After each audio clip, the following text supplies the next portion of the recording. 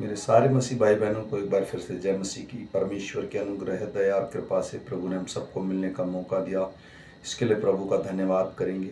और आज तारीख है 4/7/2025। इस सुबह के सुंदर समय मेरे भाइयों, मैं सुबह नया नियम पढ़ता हूँ और शाम को पुराना नियम। जो मेरे बहन भाई पढ़ने में असमर्थ हैं या कामकाज की वजह से लेट हो जाते हैं, मैं उनके लिए बाइबल पढ़ता हूँ। और जो मुझे मेरा बहन भाई 365 दिन फॉलो करेगा, पर करीब पूरी की पूरी बाइबल कंप्लीट कर लेगा। आज हम पढ़ेंगे प्रेरितों का काम, उसका 13 अध्याय और 1 से लेकर 25 वचन तक। इसके पढ़े और सुने जाने पर प्रभु की आशीष हो।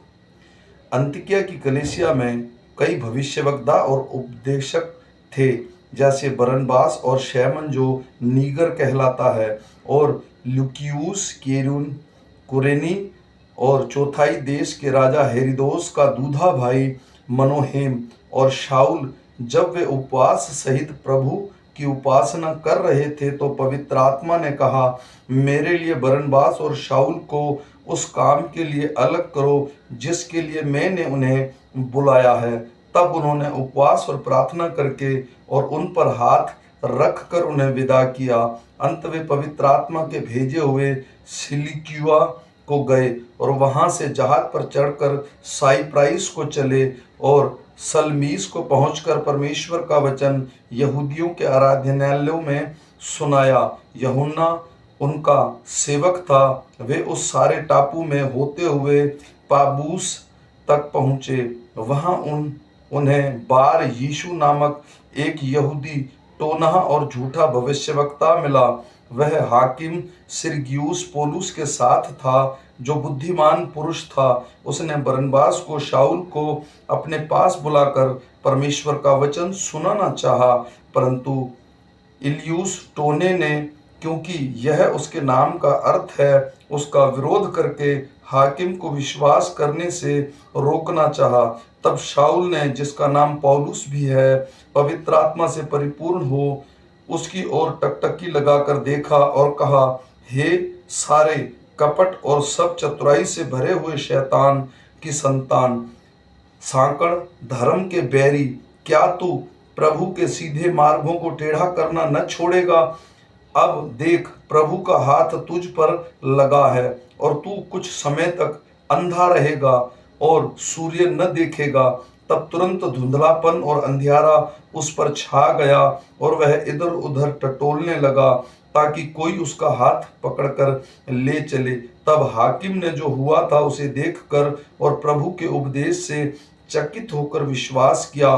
पौलुस और उसका साथी पाबूस से जहाज खोलकर पंफूलिया से पिरगा में आए और यूहन्ना उन्हें छोड़कर यरूशलेम को लौट गया।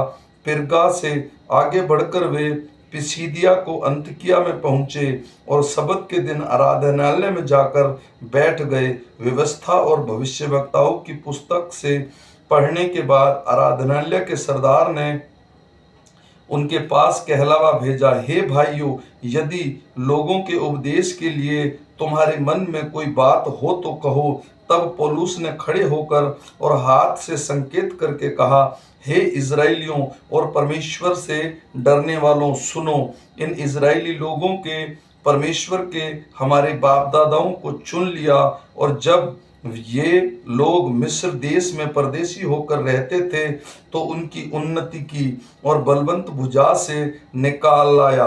वह कोई 40 वर्ष तक जंगल में उनको सहता रहा और कानान देश में 7 जातियों का नाश करके उनका देश कोई 450 वर्ष में उनके मीरास कर दिया। इसके बाद उसने शाऊल भविष्यवक्ता तक उसके न्यायी ठहराया। उसके बाद उन्होंने एक राजा मांगा। तब परमेश्वर ने 40 वर्ष के लिए बियामीन के गोत्र से एक मनुष्य अर्थात कीश के पुत्र शाऊल को उन पर राजा ठहराया। फिर उसे अलग करके दाऊद को उनका राजा बनाया, जिसके विषय मैं उन्हें गवाही दी, मुझे एक मनुष्य यिशै का पुत्र दाऊद मेरे मन के अनुसार मिला, वही मेरा सारी इच्छा पूरी करेगा।